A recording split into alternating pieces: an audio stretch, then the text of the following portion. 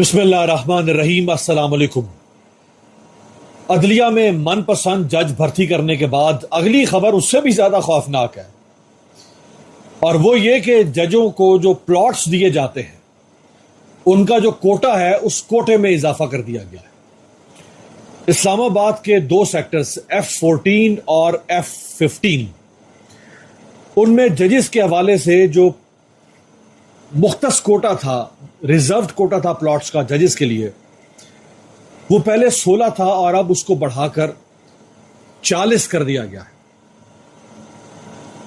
ایسے تو نہیں اس فسطائیت کو عدلیہ سے سپورٹ مل رہی، ججز کو بھی نواز رہے ہیں اور وکیلوں کو بھی پلاٹس کا خون لگا دیا، ان کے منہ کو بھی۔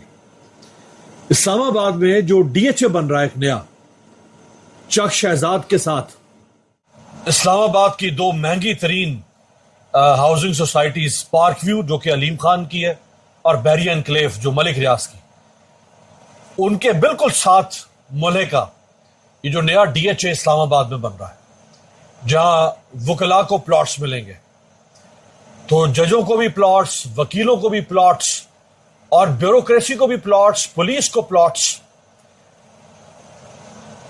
یہ سب کے منہ میں پیسہ ٹھونس رہے ہیں۔ اور قوم اتنی بے حس،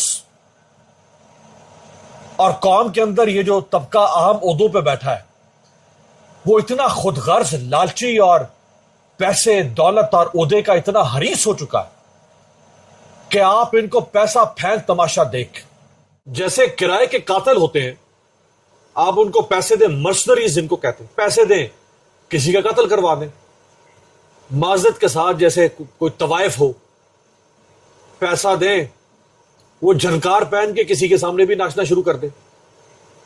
تو دنیا میں کوئی بھی بد کردار اور بد کماش پیشہ اگر کوئی ہو سکتا ہے وہ یہی ہوتا ہے کہ وہ پیسے کے اوپر چلتا ہے، اس کے اپنے کوئی مورلز، ویلیوز، ایتھکس، آئیڈیالوجی نہیں ہوتی، وہ پیسے پر چلتا ہے۔ تو اس ملک میں لوگ پیسے پر چل رہے ہیں، صحافی پیسے پر چل رہے ہیں، یعنی اتنی تنخواہیں ان کے جو ٹاؤٹ صحافی ہیں اس وقت، جو ان کے ٹاؤٹ بد کماش اور ان کے بھونپو صحافی ہیں، ان کو اتنا پیسہ مل رہا ہے، اب وہ ضرورت نہیں ہے کہ آپ کسی کو رشوت دیں، صحافی کو اس کو لفافہ دیں، اس کے اکاؤنٹ میں پیسے ڈال دیں، نہیں، اب اس کی ضرورت نہیں ہے، لیگلائز طریقہ ہو چکا ہوا ہے۔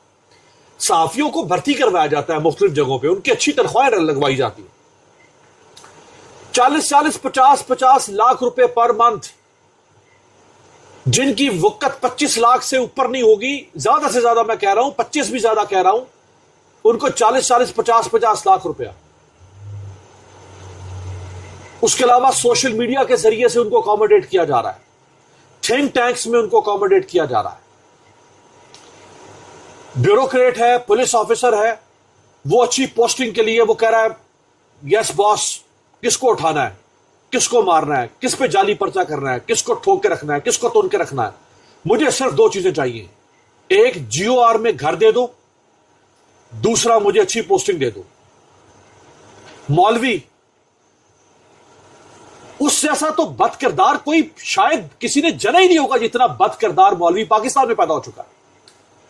طاقتور کو سلام کرنے والا، تخت کو سلام کرنے والا، تاج کو سلام کرنے والا، حکمرانوں کو سلام کرنے والا، ان کے درباروں میں بیٹھنے والا کاسا لیس جج اور وکیل بدترین کردار کی حامل ہو چکے ہیں، بدترین کردار کھڑے۔ دیکھیں نا، منصور، ایک طرف یہ لوگ ہیں جو جانتے ہیں، جن کو جج بنایا جا رہا ہے وہ جانتے ہیں کہ ہمیں کیوں بنایا جا رہا ہے، وہ کسی معاہدے کے تحت بن رہے ہیں، ان کو پتا ہے کہ ہم سے کیا فیصلے کروائے جانے ہیں، جن کو پہلے بنایا گیا ان سے کیا فیصلے کروائے گئے ان کو نہیں پتا۔ دیکھیں نا، آج مجھے فرض کر لیں، آج مجھے اگر کوئی آفر کرے کہ جی آئے ہم آپ کو PTV میں نوکری دیتے، آپ کی تنخواہ ہوگی 30 لاکھ روپیہ، کیا مجھے نہیں پتا؟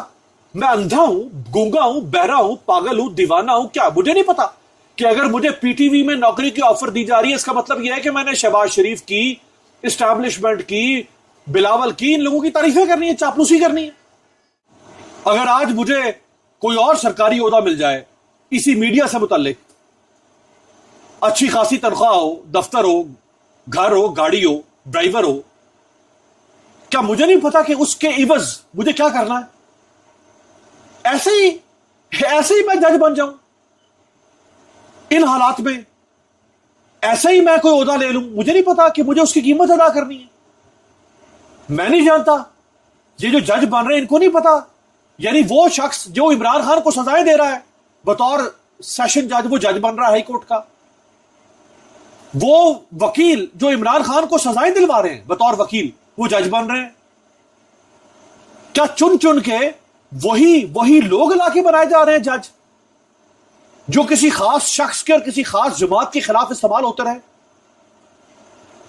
کیا ان کو نہیں پتا کہ اب ہم سے کیا کام لینا ہے، اب ہم سے کون سی خدمات مانگی جائیں گی؟ وہی پیسہ پھینک تماشا دیکھ، پیسہ پھینکے تماشا دیکھیں، جتنی قیمت اتنا تماشا۔ تو اس ملک میں کیا سب کی قیمت لگ چکی ہے؟ ہم سب بکاؤ ہیں، ہم سب کے اوپر پرائس ٹیگ لگا ہوا ہے ہمارے ماتھے کے اوپر کہ اس صحافی کی اتنی قیمت ہے، اس وکیل کی اتنی قیمت ہے، اس کاروباری آدمی کی اتنی قیمت ہے، اس سیاستدان کا یہ پرائس ٹیگ ہے۔ جیسے مارکیٹ میں دکان میں پڑا ہوا مال ہوتا ہے، اس پہ پرائس ٹیگ لگا ہوا، ہم سب پہ پرائس ٹیگ لگ گیا۔ ہم اتنے کمی نہیں ہو چکے ہیں اندر سے، کوئی جذبات احساسات ہمارے نہیں ہے کہ اس ملک میں کیا ہو رہا ہے۔ یعنی عدلیہ کو Imran Khan, P T I اور اپنے مخالفین کے خلاف استعمال کرنے کے لیے وہ جیسے کوئی مچھیرا 4 مچھلیاں پکڑنے کی خاطر پورے تالاب میں زہر ملا دے۔ وہ کتنا بدبخت مچھیرا ہوگا، وہ کتنا بدبخت مچھیرا ہوگا جو 4 مچھلیاں پکڑنے کے لیے پورے تالاب میں زہر ملا دے اور ساری مچھلیاں مار دے، صرف عمران خان اس کی پارٹی اور اپنے باقی ناقدین، مخالفین، معترضین کو دبا کے رکھنے کے لیے اور اپنے اس غیر آئینی، غیر قانونی اقتدار کو بچا کے رکھنے کے لیے آپ پوری کی پوری عدلیہ کے اندر زہر ملا رہے ہیں۔ کوئی ایک آدھ جج آپ نے کر لیا ہوتا، کوئی 2-4 جج آپ نے مینج، آپ پوری عدلیہ کہاں سے سلسلہ شروع کیا، آپ نے پوری عدلیہ مینج کر چکے ہیں آپ۔ کوئی شریف آدمی آپ عدالت میں باقی نہیں رہنے دیں گے، کوئی شریف آدمی آپ عدالت میں بھرتی نہیں کریں گے جو کھڑا ہو سکے۔ دیکھیں نا، ایوب خان نے ایک کمیشن بنایا، جسٹس شہاب تھے میرا خیال ہے، جسٹس شہاب الدین، یہ وفاقی عدالت کے جج تھے، بے داغ کردار کے مالک، بے داغ شہرت کے مالک، ریٹائرڈ جج تھے۔ ایوب خان نے کمیشن بنایا کہ ملک میں اس وقت چونکہ ملک میں نہ کوئی آئین بن رہا تھا، نہ ملک میں کوئی صدارتی پارلیمانی کون سا نظام، ایک عجیب ملک ایک ابہام کا شکار تھا۔ ایوب خان نے ان پہ کمیشن بنایا جسٹس شہاب الدین کے اوپر، کیا وہ ایک کوئی ایسی رپورٹ تیار کرے کہ ملک میں کیا نظام بنایا جائے۔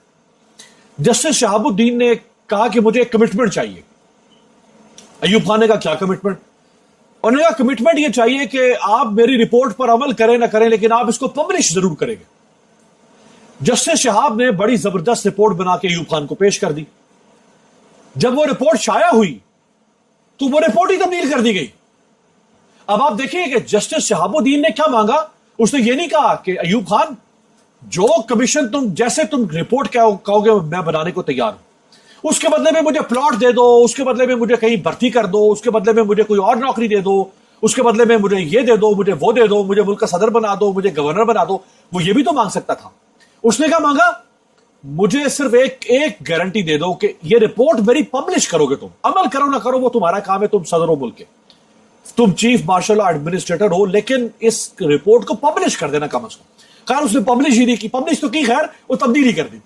جب وہ پبلش ہوئی اس پہ پھر جسٹس شہاب الدین نے پریس کانفرنس کی، اور آج کے میڈیا کی طرح جیسے آج کا میڈیا کوئی پریس کانفرنس نہیں دکھائے گا، ایسی نہ دکھا رہا ہے، وہ پریس کانفرنس بھی نہیں دکھائی گئی۔ اس پہ خیر وہ بعد میں بہت سے لوگوں نے لکھا بھی، اسم ظفر صاحب نے لکھا اور لوگوں نے بھی، یار کوئی تو کریکٹر ہوتا ہے اس ملک کے اندر، کوئی تو کریکٹر ہوتا۔ اور جو کچھ ہم اس ملک کے ساتھ کر رہے ہیں، عدلیہ، بیوروکریسی، میڈیا، پارلیمنٹ، دیکھیں